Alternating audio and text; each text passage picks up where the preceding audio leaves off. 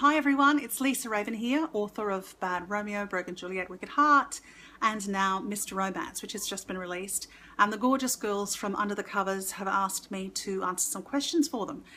So let's get down to it. The first question is, what can we expect from the Masters of Love series?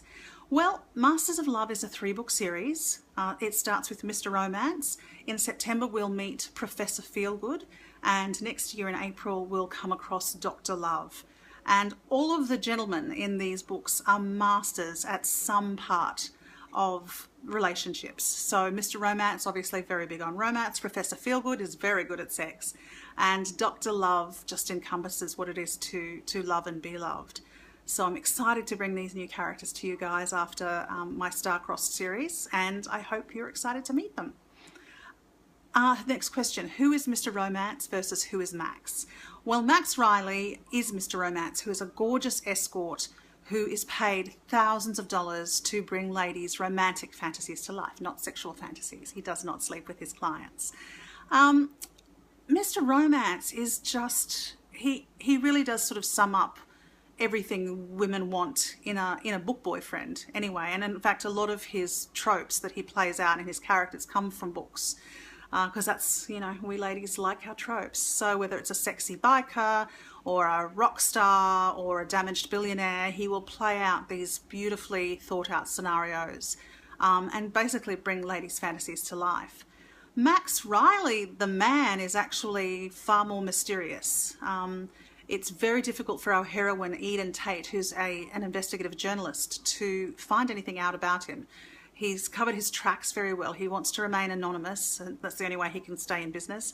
And so, yeah, Max is a very honest man when he speaks. He'll tell you what he thinks, but sometimes he just won't answer the question if he doesn't want to reveal something about himself. So that's who they are. Eden Tate is a journalist looking to find out more about Mr. Romance. Tell us some of Eden's strengths and weaknesses. Well, I had a total blast writing Eden. I have to tell you, she was an absolute joy. I loved writing her. At her core, she's very cynical. She's cynical, she's straightforward, she doesn't take any crap from anyone. Unfortunately, she's in a dead-end job writing clickbait articles for an online magazine. And she just wants to do her passion, which is investigative journalism. I think her strengths are the fact that she is very forthright. She goes after what she's after. She's not interested in romance. She's not interested in girly flirtation. She's not a girly girl. She is not interested in style or any of that sort of stuff. So her weaknesses, I think, are the fact that she is so desperate to avoid deep, meaningful connections that she is only living half a life. And so when she and Max meet, he really makes it his mission, apart from the fact he's trying to protect himself from her and her determination to do an expose on him, he's trying to introduce her to a whole nother world that she's just never experienced, which is romance and true love. What do you think fans will love most about Max? Oh, Max is just swoon-worthy. He's just a gorgeous, gorgeous guy. You know, he does have stuff in his past that I won't talk too much about. He's a man that is trying to make amends. He's a man that knows he's done wrong and wants to be better than he was, wants to make sure that his future self is better than his past self. And I think people will appreciate how hard he struggles with that, and also his honesty. He's very honest. He doesn't really play games, apart from the fact that he plays all of these swoony characters. When he's himself, he doesn't play games. He just says what he thinks. So I think they'll like that. Do you have a favourite quote or scene from the book that you can share without giving too much away? Oh, that's a hard one. I do love the scene. There's a scene in the elevator after Max and Eden have had a date. I won't say too much more about that. But let's just say they have a very, very interesting discussion about pizza. So I hope you guys enjoy that one, particularly those of you who aren't fans of fruit on pizza. You'll see what I mean when you read it. What about your research to write this book? Any moments that stand out or things you found while researching? Oh my gosh, I always do a ton of research. And my laptop is at the moment in the Genius Bar getting fixed. And I made very sure to wipe my search history before I put it in there because they would just not understand. I did research on lots of medical conditions. I did research on hospital procedures. I did research on gonorrhea. Yeah, so lots of research, and also research about the places where I set my books. Being an Aussie, of course, I can't just wander outside and get my American settings absolutely correct. So I do a lot of Google Maps. I do a lot of talking to my American friends to get the settings accurate. Because this book is all about romance, what is your idea of a perfect date? Oh, that's a difficult one. You know what? I'm such a nana. Oh my God, I'm such a nana. My idea, I mean, I guess if I have to leave the house and put on pants and a bra, then, you know, I'd love to go to dinner somewhere beautiful, somewhere on the water. I'd like to stay in a gorgeous hotel with, you know, fantastic appointments, maybe go to a jazz bar or something like that. But honestly, at this point in my life, my idea of a perfect date is snuggling with my man in bed, watching a movie, and possibly eating ice cream. That is just heaven to me. Nothing better than that. How do you celebrate the release of Mr. Romance? Do I have any release day rituals?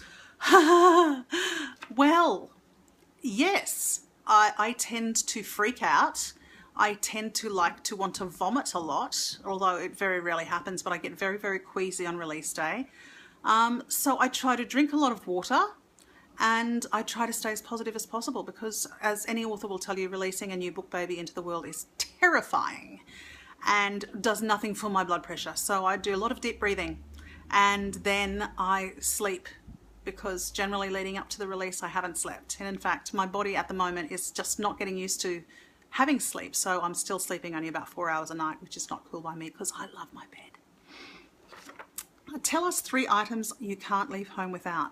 Okay, mobile phone, lipstick, and a bottle of water. How boring is that? I like to stay hydrated. They're the three things I always have with me, no matter what. What's your favourite book from my bookshelf? Oh, my favourite book is the book that actually turned me on to reading when I was a youngster. I think I read it when I was 10 or 11, which is The Outsiders. Anybody who knows me has heard me bang on about The Outsiders by S.E. Hinton. So that's my favourite book on my bookshelf, and also because a beautiful fan, Shampreet, I love you, knew I had this love affair with The Outsiders, and she actually presented me with a copy signed by the author. And let me tell you, I bawled my eyes out. That was a very special day, and now it has pride of place on my bookshelf. And I will forever hold that book in my heart, because it turned me into a mad love for reading. What does your writing space look like? Look, it looks like wherever I plonk my butt down on that day, quite frankly. I don't have a place where I usually write. I write a lot in my bedroom. I write sitting up in bed. Because I find if I sit at a desk, I sort of tend to hunch over and get a sore neck and a sore back. So I lie propped back on cushions with my legs straight out in front of me. And that's my most comfortable writing position. I really want, you know, a fancy chaise lounge or something to write in so I can look very glamorous. But as it is, nah, just propped up on my bed, probably in my pajamas, food stains everywhere. Or, you know, I'll write out on the deck, I'll go to a park to write, I'll go to a library to write. It just depends on what's going on at the time. What's next for you? Well, next I'm having a couple of days off. I'm actually popping into hospital tomorrow to have some surgery, which will be so much fun. I actually supposed to have this surgery at the beginning of the year, and I was just like, no, I have a book to finish. So, dear readers, I make sacrifices for you. But now I have to go and have this surgery, which will have me on my back for a couple of weeks. But I just intend to start working on my next book. So Professor Feelgood is next cab off the rank, and I can't wait to bring him to you. So I better go, because I've rabbited on for a while now. But much love to you all. Thank you so much for listening to my rambling. And thanks so much to the Under the Covers girls for asking me to do this interview. Hope you all have a fantastic 2017. Mwah.